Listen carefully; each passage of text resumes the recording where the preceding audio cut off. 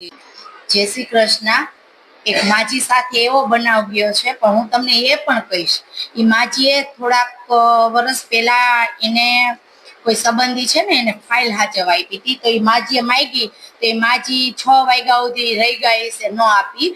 પછી એમને બહુ બોલવામાં આવ્યું કે તમારે આની પર પૈસા લેવા હે, નામ છે ને તેમ છે ને, બરાબર એમ કરીને એને ફાઇલ ન આપી। અમે તમને આટલા પૈસા દીધા, ના કર્યું, પણ કશું દીધું નથી। દીધું તો એની માજીને દીકરીઓ રે ને, દીકરીઓએ બહુ ભોગ દીધો। એની દીકરીઓ એ માજી છે ને, એના માજી એની દીકરીઓએ બહુ ભોગ, પણ એની દીકરીઓએ કોઈ દિવસ કીધું નથી। અને આ વ્યક્તિને તો એટલું રાખ્યું એને એ માજીએ, તો ઈ ગણ ભૂલી ગયો એ, અને બસ એની પ્રોપર્ટીમાં જીવે। માજીની પ્રોપર્ટી એને હડપી લીધી છે।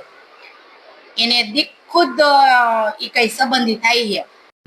અમુક જણા એવા હોય કે દીકરીને ઘરે પ્રોબ્લેમ હાલતી હોય અને થોડાક પૈસા ઉછીતા આપ્યા હોય, તો એ આખી જિંદગી એમ કે મેં પૈસા આપ્યા, પણ કાલ સવારે તમારી ઘરની જ અંદર કોઈ દીકરો હોય, કુંવારો બેઠો રહેતો હોય, બરાબર, અને તમને કોઈ હાચી એવું ન હોય, હેરાન થતા હોય, તો કેને કેવા જાવ? ઈ ઠપકા લાગે।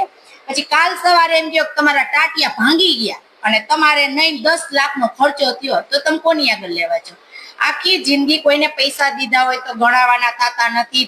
જેની પ્રોપર્ટી છે કોઈ માગે તો એને આપી દો મહેરબાની કરીને, નકર જેને પ્લાસ્ટિકના જીવડા પડે। કોઈના હકનું કોઈ લેવાનું નહીં, અને તમારે પોગાય એટલું તમે દીધું હોય તો કોઈને કહેવાનું નહીં। તમે એવા તો ભાટકિયાઓ ચારે ખૂણે, ત્યારે ખર્ચો થાય તે સરકાર આગળ લ્યો હે, એમ માનીને મહેરબાની કરીને જેનું છે ને, જો મહેરબાની કરીને તમને એમ થાય કે અમારા ઘરમાં સારું નથી હાલતું અને કોઈને હાચવવા દેવું છે, તો નહીં દેતા। આવો બનાવ તમારી બાજુમાં એક માજી રહ્યા ને એની સાથે બન્યો છે, કે એમને એની મકાનની ફાઇલ હાચવવા દીધી હતી, અત્યારે એ નથી દેતો, એને કાંઈક કામ છે તો લેવા ગયા હતા, પણ એ માજી બહુ રોયા, એને રોવડાવવામાં આવ્યા છે।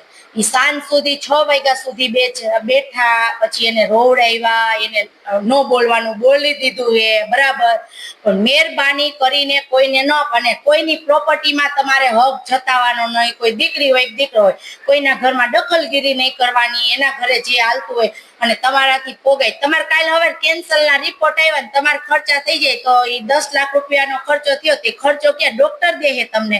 તમે એમ કહો કે અમે અહીં દીધા હતા, તો દેવાવાળી દીકરીઓએ દુનિયાના દીધા, તો દીકરીઓ નથી માગતી, પણ અત્યારનો વેવાય માગે હરામીનો, તોય